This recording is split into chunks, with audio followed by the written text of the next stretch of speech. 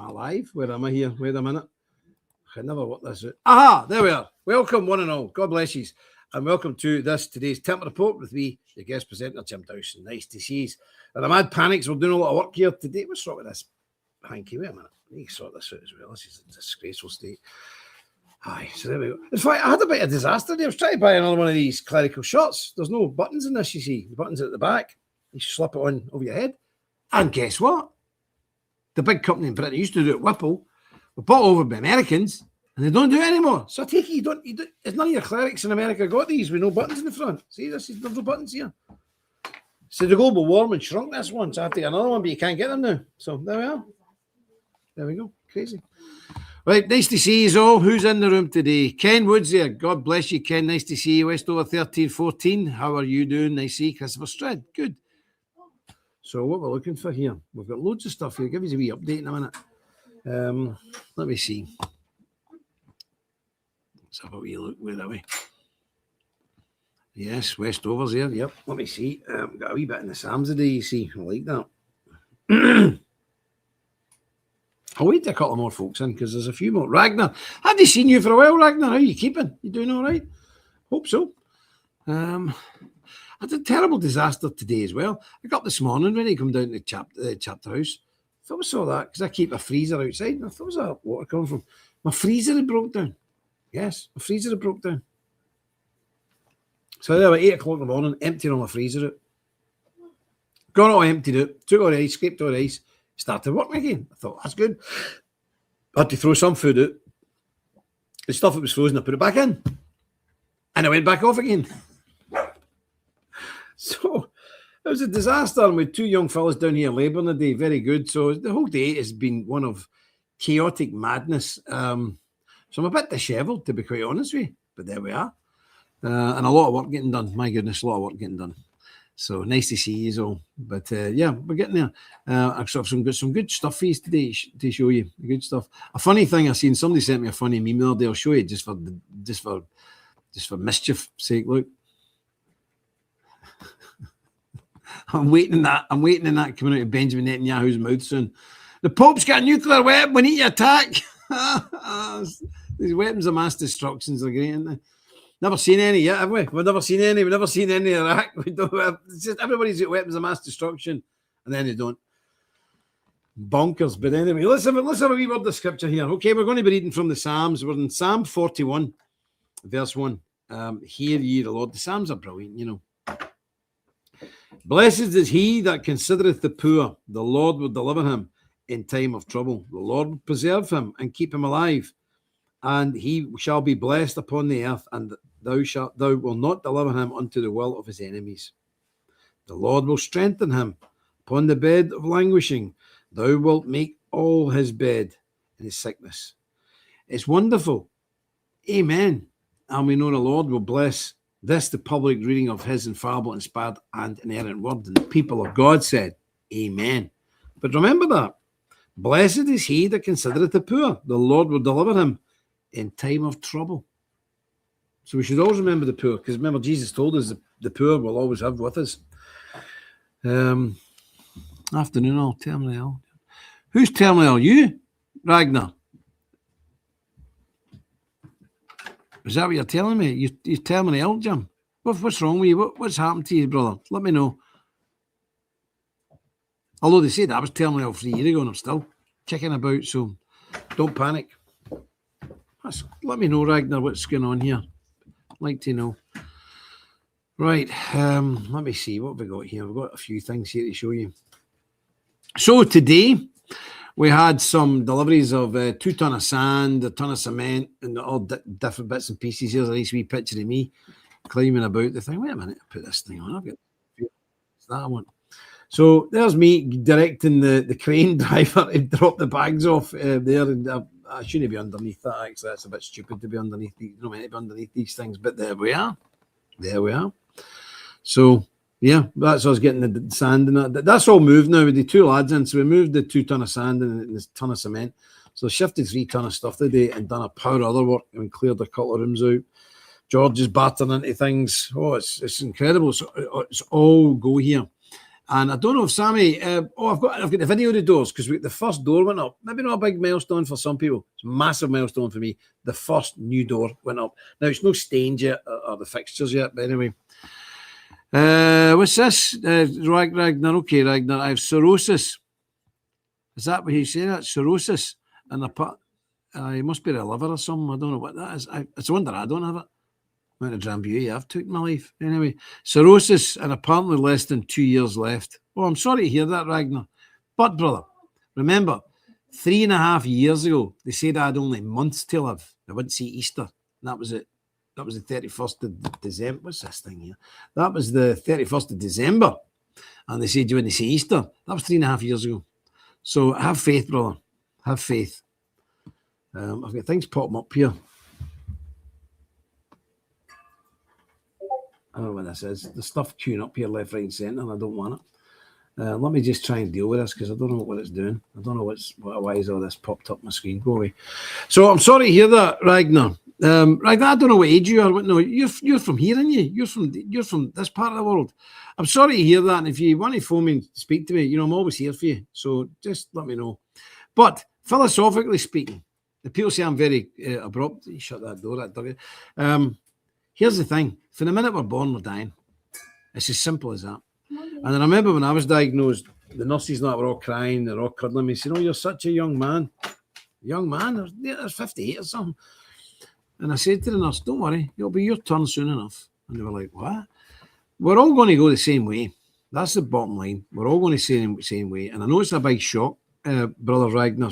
You've just been told. It's a hell of a shock. It really is a big shock to your system. But none of us will live forever. And I don't know what age you are. So what's this? Oh, Douglas. All right. None of us live forever.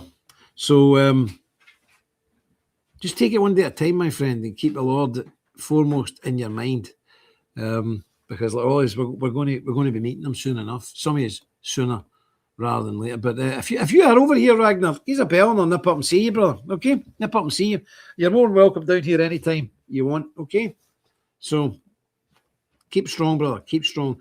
We've got another wee friend, our brother Misha, in Serbia. He's a very young man. He's in his 30s and he's got lymphatic cancer all over his plate. I need to get over to Serbia to see him. I'm dreading it, but I have to do it. Fighting warrior, man. But you know, these things, these diseases, they strike us down, don't they? And it doesn't matter what size you are, how rich you are, or whatever, they strike you down. What can we do? Life is a travail of tears. I thought that. Ballymoney, I thought you were from Ballymoney, Ragnar, aye. 54, aye, you're a young man. Well, I say that. I mean, we're Ulster Scots. 54 is not that young, to be honest with you. My dad went at 56, my grandfather at 53. But listen, Ragnar, if you want me, I'll pop up Ballymoney, no problem. I got there to lodge meetings anyway. If you want me to pop up and see you, give us a bell and I'll come up and see you. No problem at all. You're welcome down here anytime. But keep praying, brother. Keep praying. The doctors don't know everything. Okay? All right. The longer you live, the sooner you die is an old Irish saying. True enough.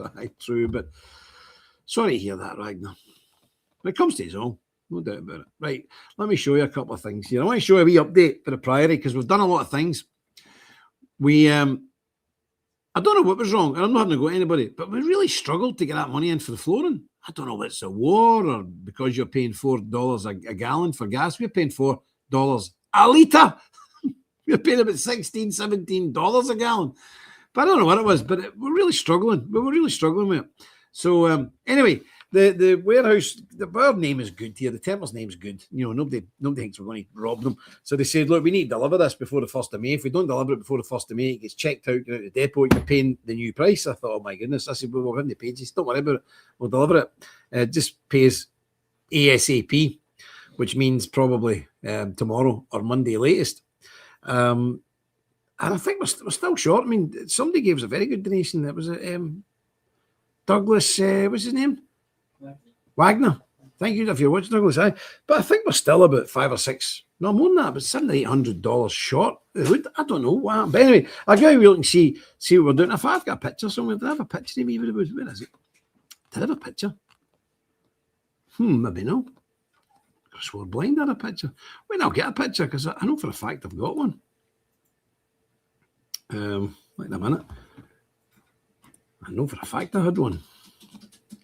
I was looking at it. Just bear with me. I was looking at a picture a minute ago. I thought I'd put it up. Oh, put that up. How bizarre. Sammy, you took a picture of me standing with a big lumpy one, didn't you? Yeah. I don't know where it is. Maybe I've put it in a different folder. Wait a minute. I'm getting old. Wait a minute. Downloads. It might be in the downloads. Wait a minute. Downloads. There we are. Some of my pictures are going into one folder and some are going into another folder, and it's caused me no end of confusion because I'm easily confused, as you well know, folks. There we are. That's what I'm looking for. Okay. So, yes, the other day, all this stuff came. Have a look. This dog's pushing at me. This is ridiculous. Get down. You can't be up there.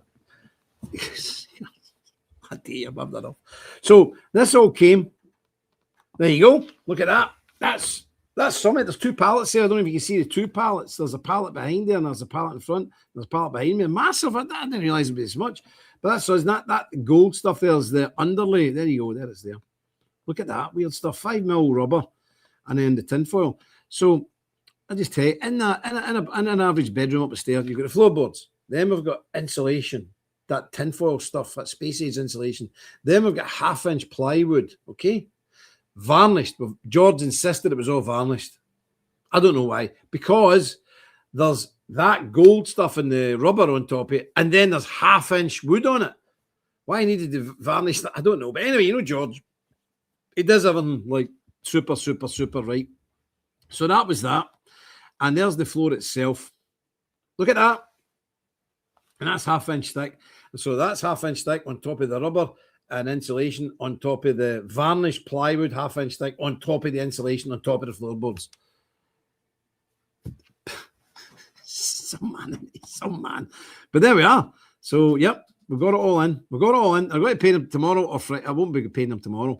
So, I don't know what happened, but it was probably it was the most difficult fundraising we've done. I don't know. So, if anybody's out there and suddenly the numbers have come up, I think we're about between 600 and 800 short. So, anybody can help us, please feel free. Anyway, what are we looking for?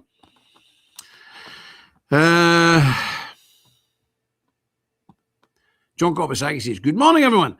Christ has risen. He has indeed, Johnny has indeed. Oh, sorry, I've got myself on screen here. Let me get off here. And by the way, I'm not just doing that shot as an action shot. I actually, me and Sammy handballed all of them in. And it's 2.5 tons of flooring. Not very pleasant. And they arrived first thing in the morning with no warning. And I phoned them up. So why are these here? So we had to get them out before the price goes up. So you've got them. I thought, right, thanks very much. You should have told me 8:30 in the morning. I don't need to be shifting 2.5 ton of stuff. Not at my age, but they did. So there we go. So let me show you this wee clip of the update. Okay, folks, here's a wee update. Okay. So here we are. If I can work it. Let me see. Here we go. Really heavy. You've got to put intumescent strips behind the hinge. I'll show you in a minute. It's crazy. This is the wee example of the floor. So we've put down the 1/2-inch ply, and then we've got this 1/2-inch stuff to go down. There's insulation goes in between there and under. What do you call that? Underlay. It's a 5mm rubber underlay with gold foil. So that goes between the plywood and this. So it raises the whole floor up 1 inch. But it's pretty nice, isn't it? I like it. It's nice. Okay, so let's see this door. There you go, George has got the door up. That's the first door going up in the house. First door. We've been doing this, it took us 1.5 years to get to this stage, but that's the first door going up in the house. It's excellent. So I'll show you. George is just, I was going to video earlier than I was to do stuff, but anyway. So George is into router all this out, right along the top, all the way down. Oh, that's all routed out. That's an intumescent fire strip. If you come round here, you'll see it on this side. So the whole door has to be routed. Is the bottom routed now? No, you don't route at the bottom. So that's all routed. So George is the router all this door out, put the hinges on, but again, these hinges have got intumescent fireproof strips behind the hinges. What a load of old nonsense. I can't imagine how your hinges are going to go on fire. What? It's weird. It's just bonkers, isn't it? But anyway, so not only have we got ball bearing hinges, which are expensive, then we've got to put intumescent strips behind it, so it's behind there and behind here. It's crazy, and there's 3 sets of these on each door. And these are ball bearing hinges because of the sheer weight of that door. But let's have a look, let me show it. This is the first time I've been shutting the door in here since we started.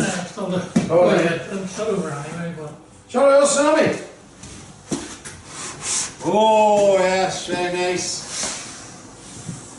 Oh, you've no idea. It doesn't sound a lot, but a year and a half we've ripped this house literally apart. That's the first door going up. Praise the Lord, hallelujah. Brilliant. But this door's going to be done like the church door. You know, the Gothic bars on it, the stripes, maybe the bolts. So it's all going to stained dark. It's all going to be done like that. But these are massive doors. These weigh about, I don't know, 50 kilos or something each door. What do you think they weigh, George, these doors? About 50 kilos? 40 kilos? I don't know. Pounds? What do you think? I don't know. I'd say they're about... Fire doors anyway. They're big solid doors, about 40 kilos. But with the hinges on them like that, they're very easy to operate. An hour fire door. Beautiful, isn't it? So I've still got to get the architraves round it and a lot of work still to be done. But that's the first door up, and as I say, a lot of work routed all this and putting the hinges in and putting the strips behind it. A lot of work. But it is what it is, folks. So, with the flooring, I'll just get back into this flooring here. This flooring here, this is the sample of the flooring. And, you know, but the thing is, we've got this booked. We need to get it, and today, if you'll be watching this on Thursday, this is the last day, and I'm going to say we've not had a great response. We're about $1,200 short of getting our order in, and we've only got today. Tomorrow, the price goes up, 1st of May, price goes up. So really up against it now. So if anybody's watching this and can help us out, please help us out ASAP, because we need this done. The price goes up and then it's adding another $1,000 on it, or £1,000, $1,300. Don't like that idea. So if you can help us out, please do. But it's a great leap forward just to see that first door up. I'll come in here. You see that first door up?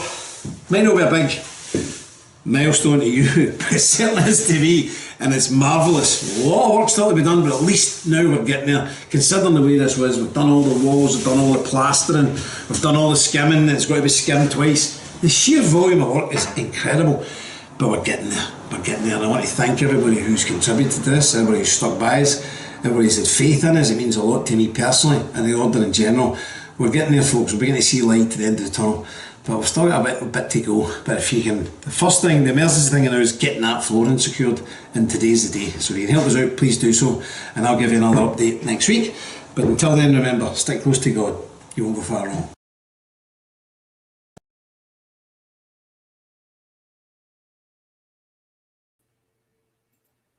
Aha.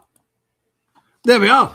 And that door now, thanks, John. I'll put a link up in a wee minute, because I don't think of any. Oh, Ewan's in. I don't know. Ewan, have you got a link to the floor? Have you got a link to the stuff? I don't know. If you haven't, I'll try and find one. Yeah. All these mad regulations now, because it's not a domestic house, people are going to be staying there, so you've got to have all the fire regulations done.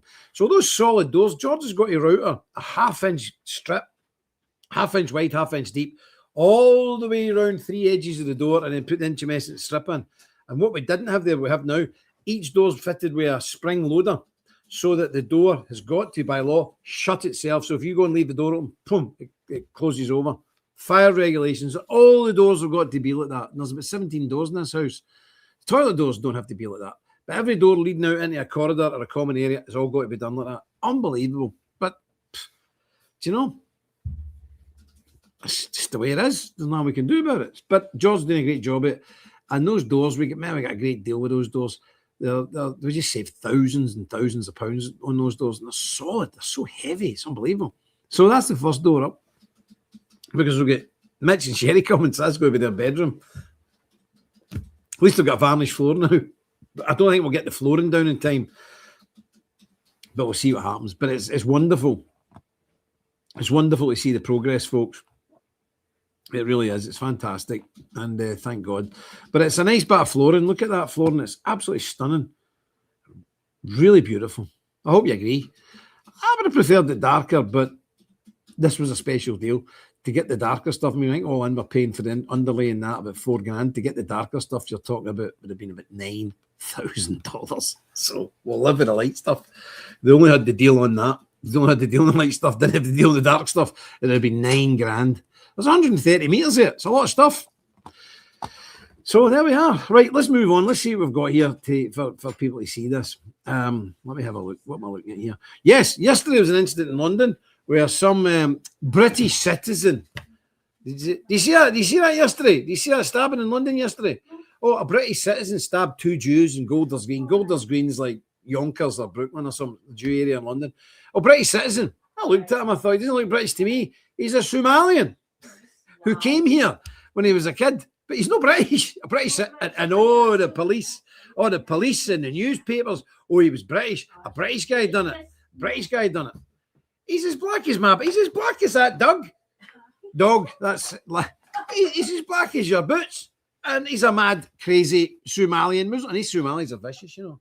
Oh, they're always stabbing. Remember the film Black Hawk Down? Would they call them the skinnies? The Americans call them the skinnies.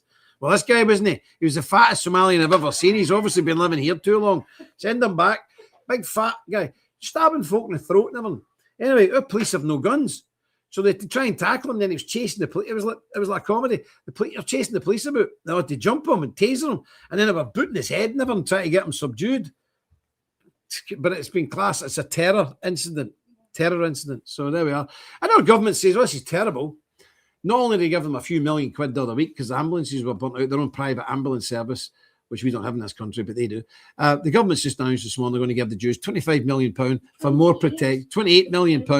That's about $40 million in London for more protection. I don't understand it. And do you know what annoys me? Even the right-wing news channels, they're not right-wing, they're owned by Zionists in America. GB News, which I think stands for Gay Boy News, they're saying, and this is incredible. And there's a guy on there called Jacob Rees-Mogg, who's a devout Latin Mass Catholic, who should know better. He's saying, why has anti-Semitism risen so much in Britain since October the 7th? You would think the Jews would be getting sympathy. It's because they killed 70,000 women and children in Gaza. That's why anti-Semitism, anti-Jewism is rising in this country. People are appalled and outraged that they would massacre 70,000 defenseless women and children. That's why it's rising. But they don't mention it. I mean, after the 7th of October, do you think the Jewish people will be getting sympathy, not hatred? They got sympathy for the 7th of October, but that goodwill was completely destroyed by the massacre and the genocide they committed in Gaza. But not even the right-wing folk will mention that. So always follow the money. It's outrageous. Outrageous. So anyway, I've got a wee video of them capturing this crackpot. Let's have a look. Here we are. הם בורחים. תראה. Step up, son. More units.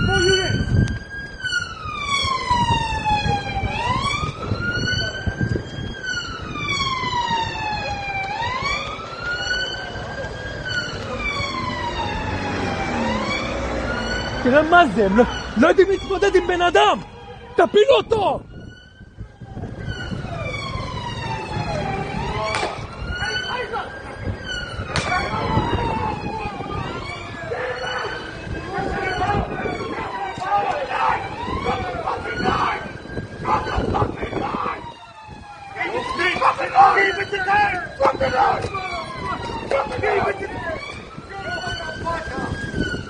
Kill him!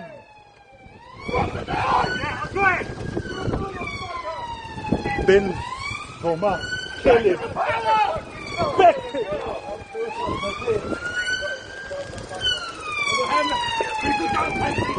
ראית? אמרתי לכם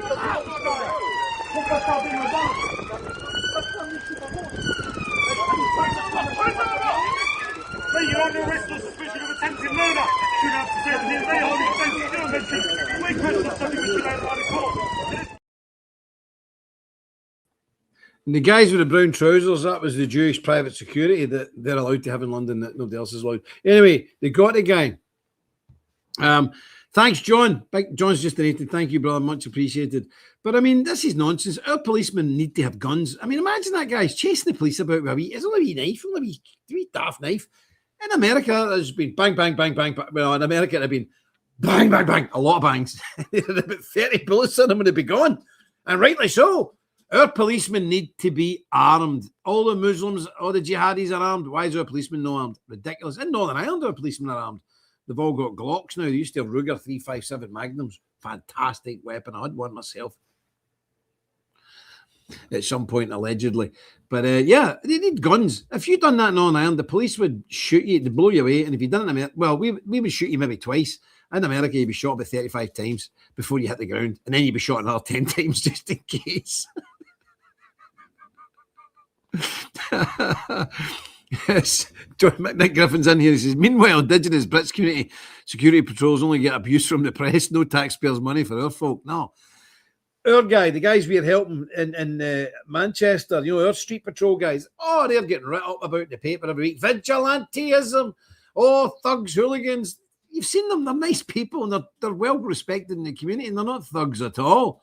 But our guys get nothing but abuse, dogs abuse. But these guys get 28 million from the government. And it's not their community. It's not the Jewish community. It's had like a million women raped and hundreds of young teenage white boys stabbed to death. Hundreds. Not dozens. Hundreds. Where's our 28 million quid? Where's our protection? Where's our private security? No. Doesn't work like that, does it? Ken Wood. You make me laugh, Ken. Do you know Ken Woods? He's coming back. It's probably the third time Ken Wood's been here. Ken, you're going to have to get a British passport. The King's over there. Have a word with him. Have a word with him and tell me, shut up, man. Shut up. Stop talking politics. It's not your job. I'm going to show you that in a minute as well, because that's infuriating me, no end. But that's it. That's what's been going on. That's what's been going on. Now, the difference when a society doesn't have guns is quite stark. Now, in South Africa, whites have been slaughtered left, right, and centre, but they've got guns. So that's the only reason there's any of them alive.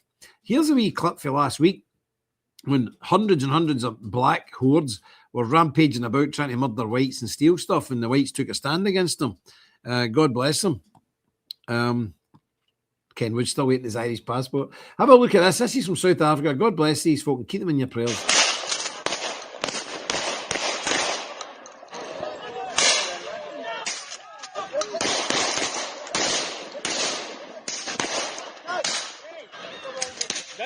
Don't waste your ammo. Yeah, stop. Let them come.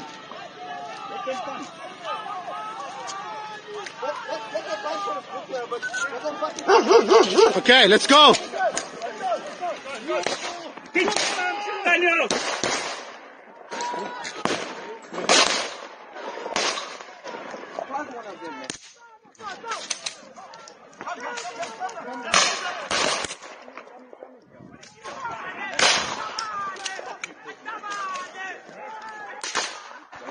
Ja, dit. Oh, went too hard.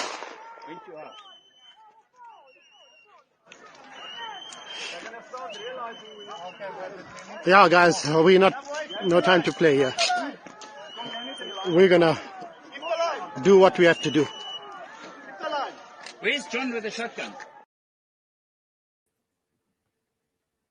That's the Boers, the Afrikaans. Let me tell you something. They're tough boys. You see the crowd they're up against. Some of them will be armed as well. Make no mistake about it. If they get you, they're going to chop you into. They're going to be chopped liver if they get you. But we had terrible trouble. The British had terrible trouble beating the Boers. The Boers can fight. They can fight. And they're Calvinists. They're that dogged. They're a bit like Ulstermen. You know, they're really determined people. And you can tell by the voices there, you know, we have a job to do here. We'll do what we need to do. God help them. I mean, seriously, God help them in that place. Aye, birdshot. Aye, exactly. It was just birdshot the fire at them. Of course, in the old days, when South Africa was run by our people, that would have been, there'd have been firing AK-47s and Galil rifles and probably G3s and all the rest of it. They'd have cleared that crowd out rather quickly. But nowadays, you've got to be a wee bit more gentle, so they'll just fire birdshot at them. But I wouldn't like to. My cousin lived there for 25 years, had to come home. He was walking about around his pool with an AK-47 strapped to him with his kids. Who wants to live like that, you know? So there we are. Desperate stuff. Anyway, moving on to this, man. Now, I am a proud British person and, you know, I'm a royalist for various reasons. But the main reason, because I'm a Presbyterian by nature and we are Republicans. That's why America's a Republican place. We are Presbyterians and we don't like kings. No king but Christ, okay? And the only reason Presbyterians in this country support the monarchy is because there was the English need a monarch. The English are funny. We could do without one, but the English need one for some reason. And there was a lot of trouble. And with the Civil War, there was a massive, massive death toll in England with the Civil War. and Cromwell took over, and then he died, and then they brought the king's son back again, and it was a nightmare. Then we know another sort of mini civil war, then with the Glorious Revolution. It was just a nightmare. So we decided, look, we'll have a king. As long as he swears to uphold the Protestant Reformed faith, we can deal with it. And as long as he doesn't say anything about politics, Parliament is sovereign in this country, not royalty. Parliament's sovereign. The king must say nothing. He's like the Speaker. We have the Speaker of the House of Commons. And remember when the king stormed the Commons in 1640s, he asked where some people were, because he was going to arrest them. And he said, I have neither ears to hear, eyes to see, or tongue to speak, other than this house gives me leave. And the same with the king. The king has got no right to say anything other than we give him a piece of paper from our elected parliament to say, that's it. That's the deal. That's the deal. If he breaks that deal, then he's no longer our support. In fact, not only that, then we are duty-bound as Presbyterians to try and get rid of him. And the last time we did that, we chopped his head off. That was Charles I. Charles II's not really learning from that, and he's going down the same route. Anyway, here he is in America the other day, trying to goad America into fighting Russia. What's wrong with this guy? Anyway, have a look. And by the way, if King Charles wants to fight Russia, King Charles has got a uniform for every branch of the armed services in Britain. So he can put on his naval uniform, he can put on his soldier uniform, his paratroop regiment uniform, he can put on any uniform he likes. And I'm sure Donald Trump could arrange for him to be dropped off at one of the American bases in the Middle East, and he can do all the fighting he likes. If the King of Jordan could do it, surely the King of Britain can do it. Have a look. This is outrageous. The immediate aftermath of 9/11, when NATO invoked Article 5 for the first time, and the United Nations Security Council was united in the face of terror, we answered the call together, as our people have done so for more than a century, shoulder to shoulder, through 2 world wars, the Cold War, Afghanistan, and moments that have defined our shared security. Today, Mr. Speaker, that same unyielding resolve is needed for the defense of Ukraine and her most courageous people.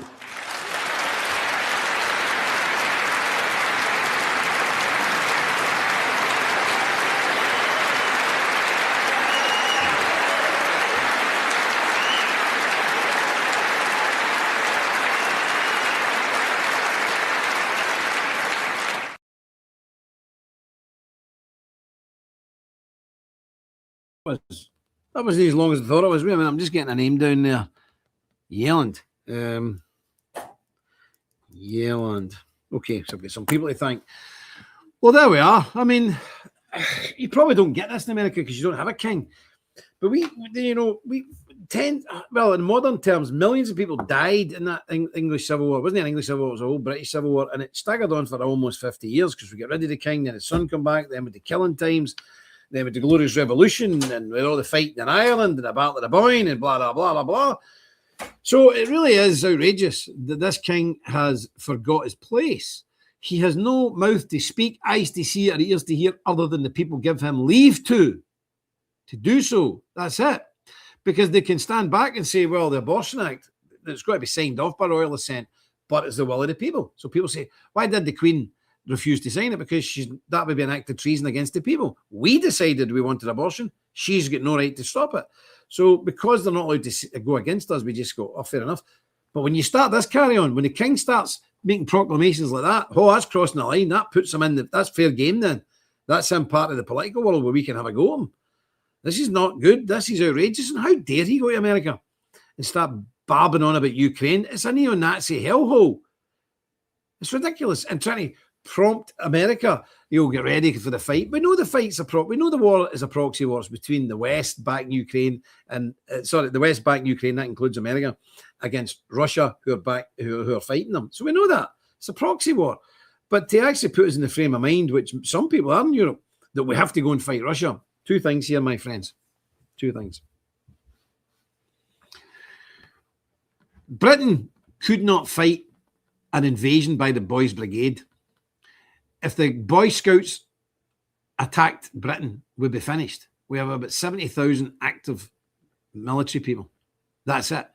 We have ships. The last destroyer ship we had launched in Glasgow was so behind schedule that when they launched it, the paint listen to me, that they paint the windows on. I'm not joking you. Mr. Griffin, maybe I testify to this, that they paint the windows on it. There's no windows in a battleship, that they paint them on. You have no idea how bad it is. So any talk about fighting Russia is completely insane. Even if all of Europe joined together to fight Russia, they would mangle us in about a week. It wouldn't be good. It just wouldn't be good. And, you know, you think, oh, well, they're getting beaten Ukraine. The Russians are not getting beaten Ukraine. And they're not. You think about Ukraine, you think about Kiev, and you think about Beirut. The Russians aren't launching massive rocket missile attacks on top of Kiev and anything like that. Russia could launch 10,000 ballistic missiles tonight. 10,000. Easy peasy. 10,000 ballistic missiles could hit the main cities in Ukraine tonight, and that's it. It's all over. They haven't done that. But if they were fighting for their survival, I mean, Ukraine has no chance of beating Russia. But if the whole of Europe went against Russia, they were fighting for their survival, there wouldn't be a city left in Europe. It'd be flattened within 24 hours. So this talk about fighting Russia is lunacy.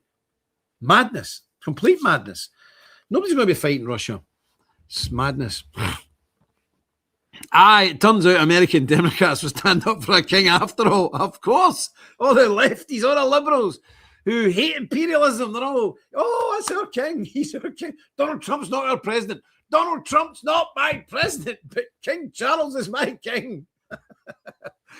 He did crack a few jokes. Did you hear that when he said to Donald Trump about remodeling the White House so he could build his ballroom? And he says, yes, in 1815, we had a go at remodeling the White House. That's when they burnt it. And that's why it's called the White House. They painted it to cover all that up. The British burnt it down, seemingly in 1815 for some bizarre reason. But there we are. Thanks. I need to thank folk. Paul Telford, thank you very much. Thank you to John Kopasaki, Troy Otto, Ken Wood, and Frank Yelland. Thank you, folks. God bless you. I really appreciate that. I think the job's nearly done now. That's great. Thank you very much indeed. But isn't it strange? All the lefties all love King Charles now, don't they? Oh, they're all about the wee Union Jack flags and oh, God save. God bless them. They'll all be doing that. What a nonsense. But anyway, he's stepping over the line. It's a dangerous position for a king to put himself in. So, anyway, what else have we got here? Yes, I dug this out from another day, and I think it's very, very good. Well, there's a serious thing first. Let me put this up. This is a thing that went up the other day, folks. I'm going to talk about romance. Yes. No, a thing that's normally associated with my good self, but a lot of women have been putting stuff up saying, and it's good, there's a massive thing now on social media, women saying, don't have sex before marriage, get married young, have a lot of kids, and be a traditional wife. Hallelujah. Thank you, Jesus. We've been trying, me and Mr. Griffin and Jerry Franson, well, me and Mr. Griffin have been at this 20, 30 years. Jerry's been at it the last 15, 20 years. We have been pushing this message, and it was a very closed door. Now the doors begin to open. So thank you. It's really important. But you see, they say, the women are putting this out now saying, well, women are different from men, because when women have sex with men, there's something fundamentally changes and there's an emotional attachment there. So if you break up with somebody you're having sex with, the pain is like a death. Well, I've got news for a woman. It's not just women that feel like that. Men also suffer like that. It's just we don't wear our heart on our sleeve and it's not acceptable. Well, it used to be not acceptable for men to be moping about and all that. But it's a fact. I've studied up on this. I've studied up on it. It's all to do with DNA. It's all to do with genetics. It's all to do with bodily functions and all that. I don't want to get into it. It's a wee bit too much. But there's certain changes happen in your body when two people become one. And those changes are not just mental. Those changes are physical.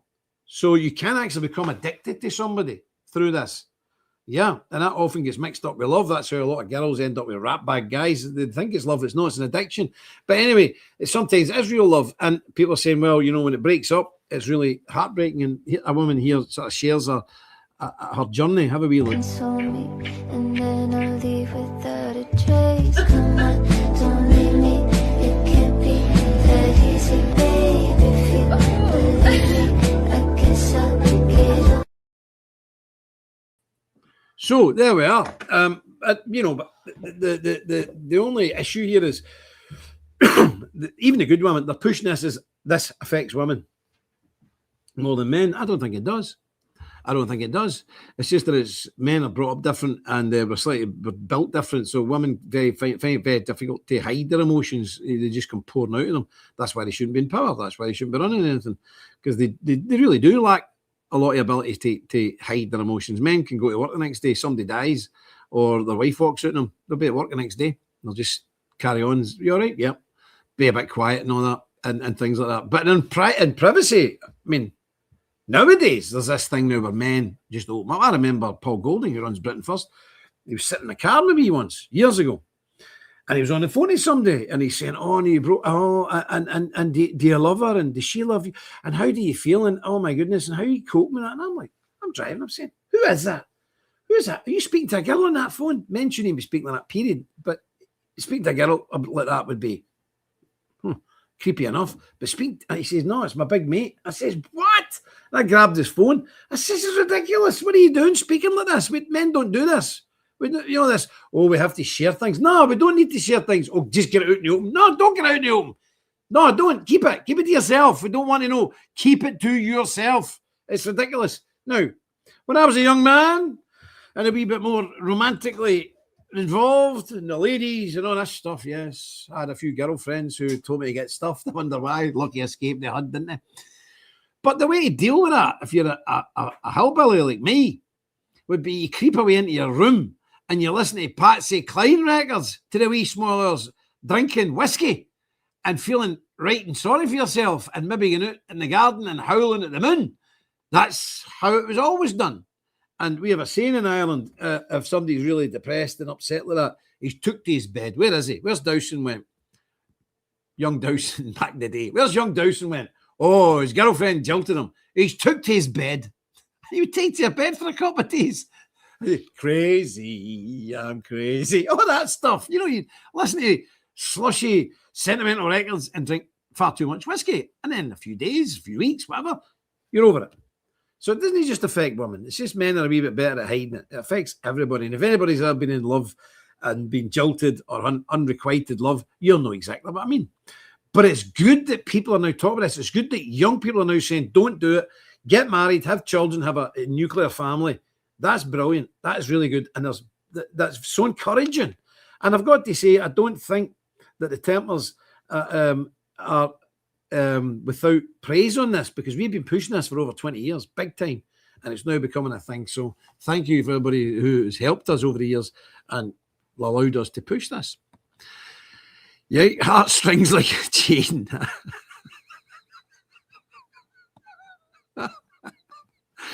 I know, it's crazy, isn't it? But it is nothing worse. I mean, it's like if anybody's ever had their heart broke, let me tell you, been a while, but it really is horrific. It's like a death. It's like a mourning process. Seriously. And then it's like, when a dog dies, oh my God. Well, I've got to say, when a dog dies, maybe worse. But no, when a dog dies, it's tough. It's really tough, hard. Your heart's ripped in two. Then people say, I've never got another dog again. Listen, let me tell you something. Uncle Jim will advise you some here. Unless you've had your heart broke, unless you've been in the depths of despair and misery, you'll never truly know what happiness is.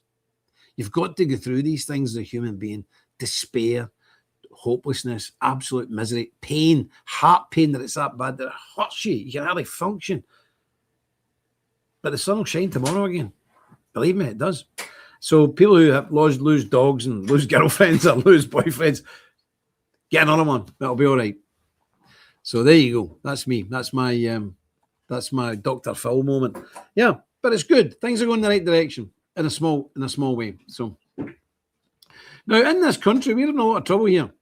Where been saying recently that I've took a right umbrage against football fans, right? People have been giving me a lot of grief because I've said, what a load of nonsense, all these men shouting and bawling and fighting each other. It's not even real fighting, it's silliness, slapping each other like daft girls.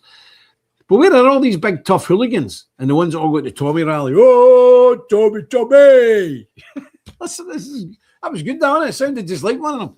I need a can of beer, man. I need a can of beer. Cheap lager. Oh, Tommy! With an England flag tied around my neck and an Israeli flag.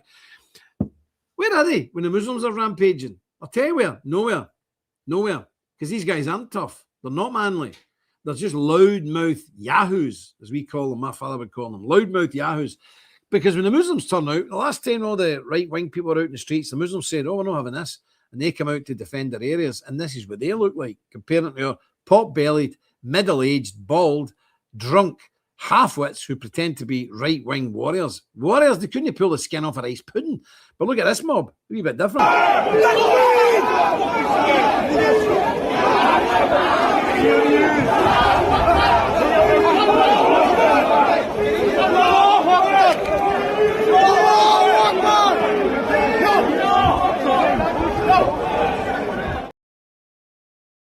So they were told the right wing were going to march in their town. Remember all the riots we had last year? And they say, no, they're not. Now, just as well, the right wing guys didn't march into that part of the town because they wouldn't have got out alive. They would have made mincemeat of them because our guys are nearly all my age, in their 50s, late 50s or mid-50s, pot-bellied, bald heads, never served a day in a uniform in their life, drunk out their minds on cheap, nasty European lager and shouting and bawling about Tommy Robinson. If they'd have went into that town with them boys, they boys would have eaten them for breakfast. And this is the problem. And guys still think they're tough at football. I mean, the amount of abuse I've got, because I've just said, where's all these football hooligans? Where are they? All these fighting men. Where are they? So in Ireland, there's a thing called fighting men. Now, there's only certain people, maybe in a town, you only get 2 or 3 fighting men in every town. These are like wild men who fight, and they'll fight anybody and anything at any time for any reason or none. These people portray themselves as fighting men, but they're not. They're not fighting men at all. See you later. They're not fighting men at all. They're just loudmouth drunks. And the Muslims have got these guys to defend their areas. We're dependent on these idiots, these morons, these uneducated, drunken buffoons pretending to be right-wing heroes. So I've had a lot of hassle over it. A lot of people criticise me. But anyway, sometimes you got to... It's like a boil. See if you ever got a boil in your backside. It's a horrible thing. And sometimes you've got to lance it, you stick a pin in it and get the pus out. Very sore and it's not very nice. But once the pus is out, you feel a lot better. So criticising these fat, bald, drunken buffoons, if they're shouting and bawling at me, good. That means I've hit them. That means I'm over the target if I'm getting flack for it. And I'll maybe go and think about this. Yeah, I need to sort my life out. And if I'm going to be a fighting guy, get down the gym. Get yourself in shape to be a fighting guy. And then go and do some fighting. It's ridiculous. Anyway, let me see what we've got here. We've been doing a lot of these AI things recently. They're very good. What's that? This is an old video that I got here. But do you remember that girl that was in a church that's now, it's an abandoned church. I think it's in some place in Anatolia, Turkey or something. It's abandoned. It's a Muslim area now. Or part of Azerbaijan. One of them places anyway, and this girl goes in and starts singing in it.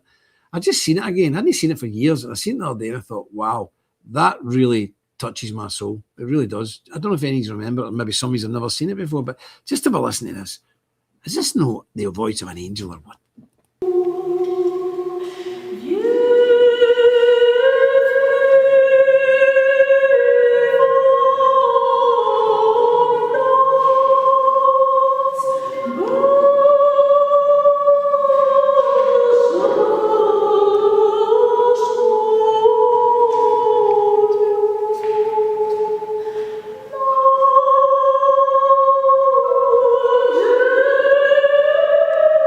So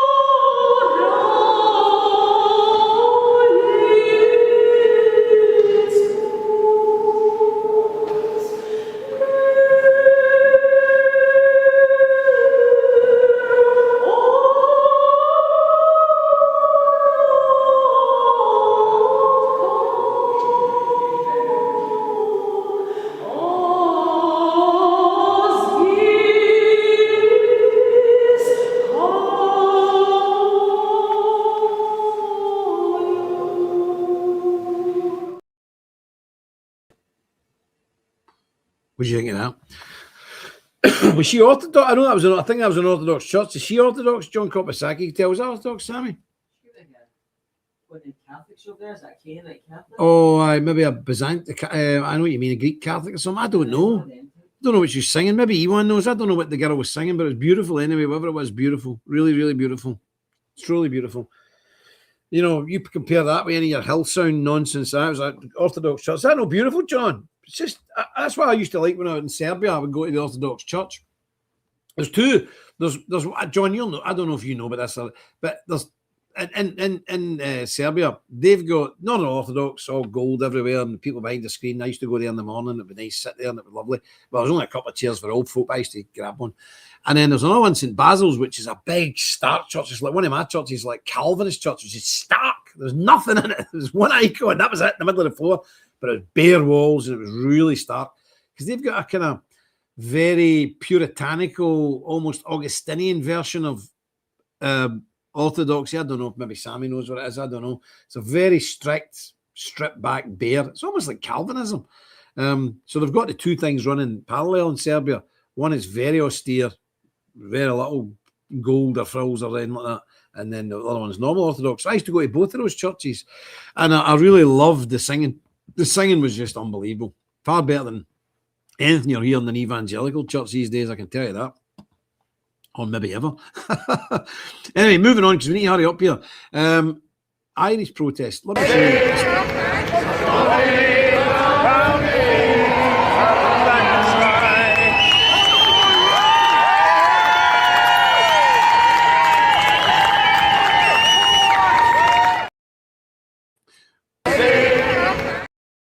Well, the Irish are still out protesting, which is great news. Don't worry about coming here. There's no problem, but they're out protesting. And, you know, people are just fed up. They've had enough. They've had enough of being treated like second-class citizens.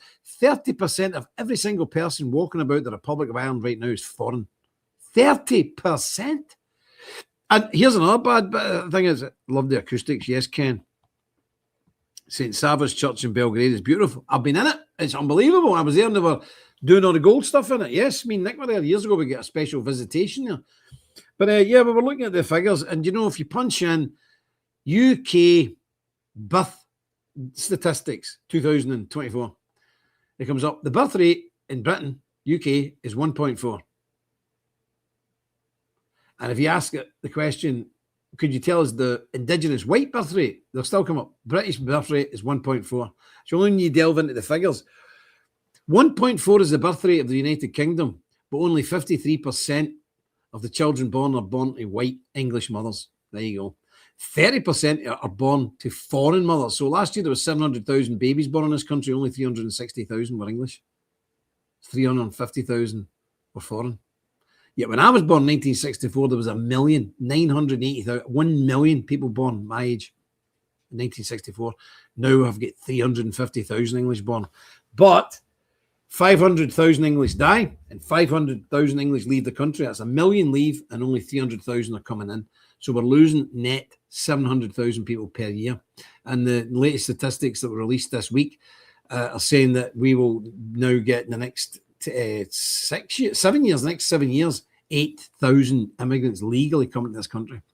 So we will lose 7 million, but 8 million new ones will come in. You understand that's going to flip everything? Listen, we're heading to war and that's it. There's nothing anybody can do to fix this mess. What's this? My sermon's popped up again. Don't know why it does it.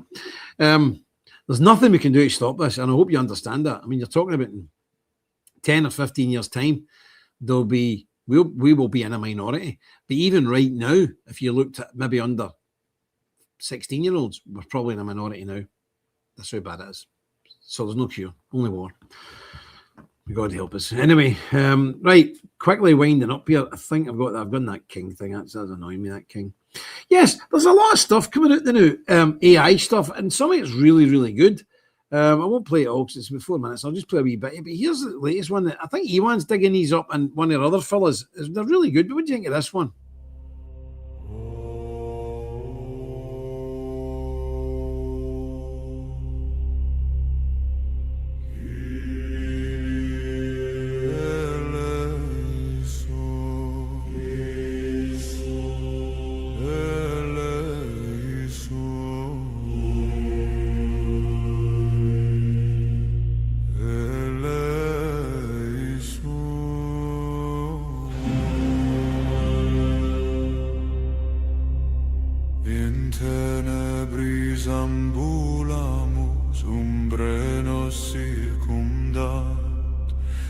silentio noctis peccata nostra clamat, sanguis in terra cadit, vox mortuorum manet, in fide et in dolore anima nostra arde.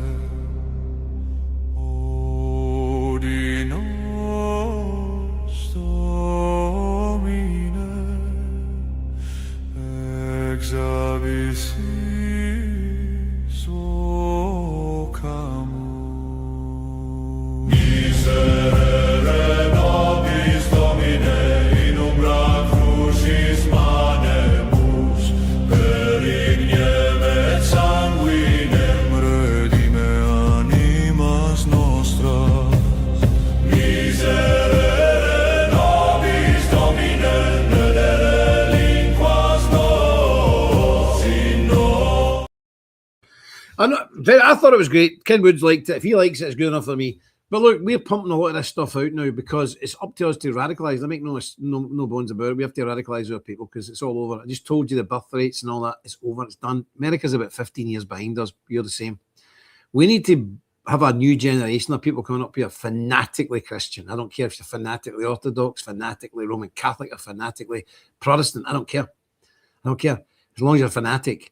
Because our sons and grandsons are going to be like that. Well, they won't have steel helmets on. They'll have the Kevlar helmets on, and they'll be carrying modern rifles. But they might still be carrying the cross of the Templars on their bulletproof vests. But that's what's in store for our people. That's what's coming. That's why we exist. Make no mistake about it. Yes, it's great building this place and doing this and doing that. We're putting new wooden flooring down. Oh, it's all very domestic. But this is for a purpose. This is going to be a beachhead. This could be the last outpost in Western Europe because we're out here in Ireland. This will be the place where English people and Scottish people and Welsh people can flee to. This will be the bastion of resistance, like Asturias. When the Muslims swept over Spain for 800 years, they held the people of Spain in captivity and subjugation. And only a remnant, a few 100,000 people, Catholic people, away up in the top of Spain, way up in the very corner up in Asturias, remained faithful and vowed never to bow before Islam. And 800 years it took them, but they eventually took the whole country back from one of the most powerful Muslim rulers and armies the world had ever seen. And it's going to be the same in Europe, and that's what we are putting down roots now. So when you give money to these flooring things and doors and that, yes, it's great, and I appreciate it, and I love it, you know that. But don't think this is giving money to put a floor down. You are building the future of our resistance. And what we do now will ring and echo down through the ages. And people in 50 or 100 years, won't even be 50 years, will be sitting in here. We'll all be gone. The men will be sitting in here in uniform, clearing their weapons and thinking, thank God there was people, that our fathers and grandfathers had the foresight to build a compound like this. Thank God. And may we have more of them. So don't forget what you're involved in and what this is all about. Okay? God bless you. Kiri Ellison Ensemble, organ, the first ever. So that's beautiful, isn't it? Excellent. Scott Phillips, he knows his stuff. Right, I'm going to leave you with a song that is going to remind everybody of your trip to Ireland very soon. It's the last song we always sing up in the Irish pub. You know this, Ken, because you've been at more ceremonies than I've been, I think. You'll know this song. It's the one we sing as we're all departing for the evening after we've had a few Guinnesses and a few Irish whiskies and some Jamesons and some John Powers and things like that and some sandwiches and some sausage rolls and various things. Sammy occasionally well, he said to me the last time he was food poisoned. Food poisoned, really. Anyway, I'm going to leave you with this. Wild Mountain Time by the Corries, a famous Scottish folk band. And this is the song we always finish the night in the Irish pub with. So I hope you remember it. I hope you enjoy it. And I hope you look forward, those who are coming here, to come here. We are busily getting the place ready for you. Can't wait to see you. I really can't. It's just the highlight of my year to see the brethren arriving here in the old country, connecting not just with the order, but connecting with our ancient Celtic roots. Because who's not got Irish in them? Who's not got Irish or Scots or Ulster Scots or something in them? That's the way it is. So listen to this song. Hope it brings back memories, and I hope it's going to make new memories for those who haven't been before. So I'm going to leave you with this. And until we meet again, I should be here on Sunday. The good Lord preserves me. Remember, stick close to God. You won't go far wrong. Do us fault.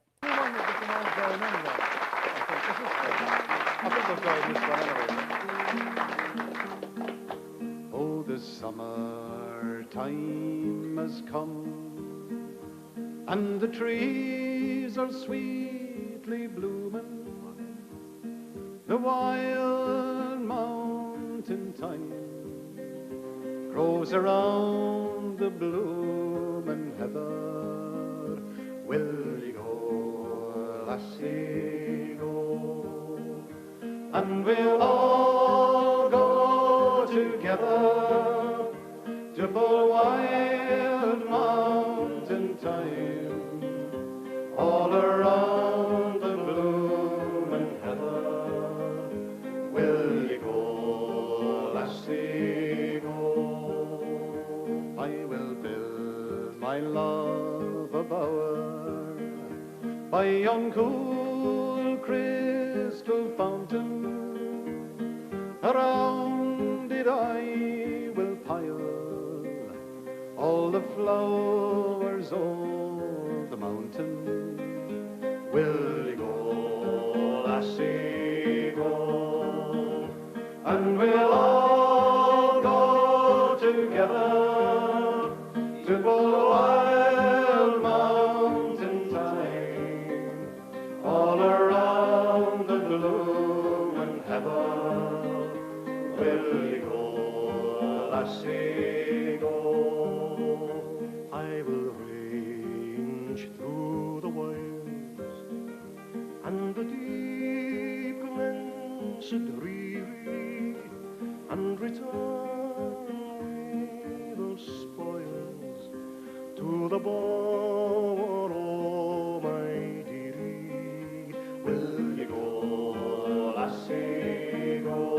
You know, and we'll all go together to a wild mountain thyme, all around the blooming heather.